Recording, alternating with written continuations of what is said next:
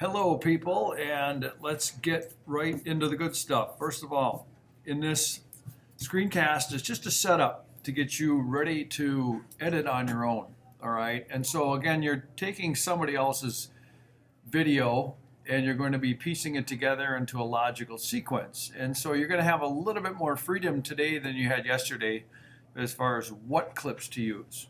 All right, and so here's what happens. All right, in this video, storyline is you have a couple and there's a confrontation between woman and man, right? I think the guy's name is Chris and the girl's name is Kirsten. And Kirsten comes into the room holding a bag, right? She found something and Chris is at first going to be in denial. And so as a viewer watches this thing play out, we're wondering what's in the bag, right? That's kind of the whole point of the video, all right? And at the very end of it, we find out he's been hiding chocolate from her. So let's first of all show you the clips you're going to be using, and then we're going to fire up Final Cut, get a new project, and then you guys can take the storyline and kind of run with that storyline and use whatever clips you would like in whatever order in order to create the video. All right, so anyway, we're not in Final Cut right now, we're just in the Finder. When we open up our Macintosh hard drive, yesterday we had made a shortcut for media, right? That's gonna come in handy because that's where these clips are. Now, for some strange reason, you don't have a media shortcut. You can also get there by opening up DVE, and inside of that, there's media right there, okay?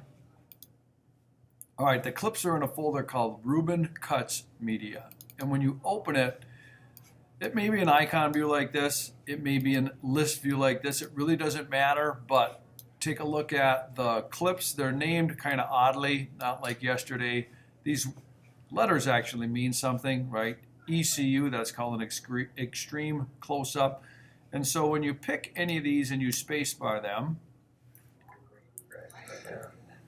very similar to what you'd seen yesterday as far as somebody prompting them, right? The producer's prompting them on what to say, when to say it. So that's Kirsten. Oh, the classic clapboard.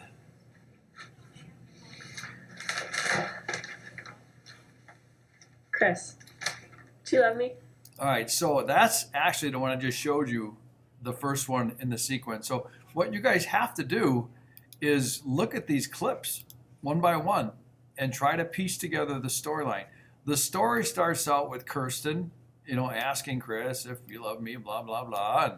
And she's confronting him because she found that bag, right? And so there are different shots of Kirsten confronting him, right? The close-up was kind of from a head and shoulder shot, maybe a little bit of torso, but the same clip occurs kind of from further away. Notice.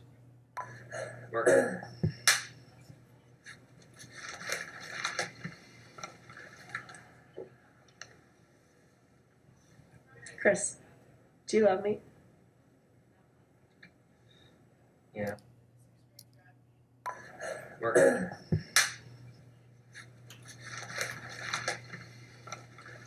All right, so I'm just thinking, I got lost in a moment there thinking about how different your edits might be on this one. It's gonna be a lot of fun for you. All right, let's cut to the chase. So what I'm gonna do is hit the back button here, and I can leave this window open here because I'm gonna fire up Final Cut and have some fun here.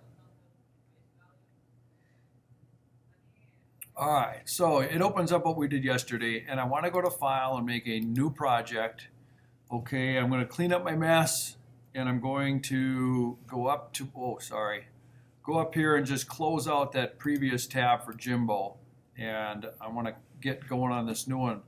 And this new one, when you go to File and save it, right, save projects, it doesn't matter which menu command you use, but you wanna give this a better name than, Untitled Project. I'm gonna call mine Chocolate, because this is all about hiding chocolate from a loved one.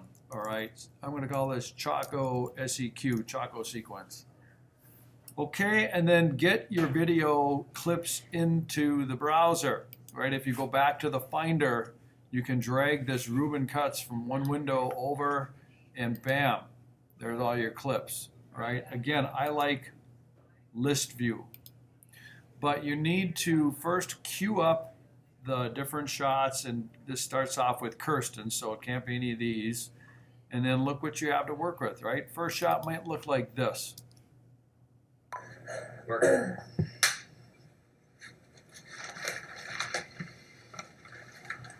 All right, so I might mark an endpoint right after that clapboard, okay?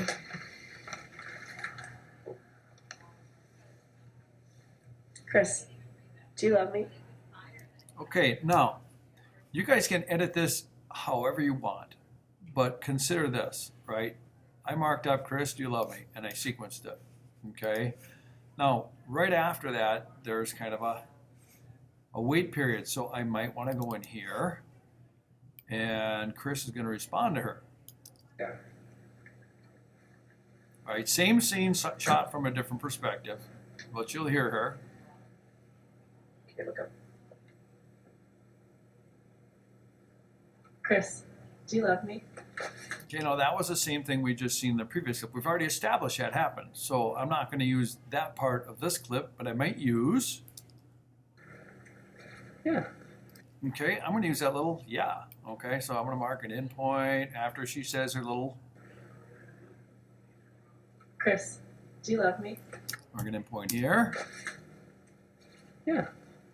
I found these next. Oh no, I don't want that. I'm just going to get him to say yeah and look back at his paper. Yeah. Boom. All right, now when I put that together and I go to play this, watch my movie.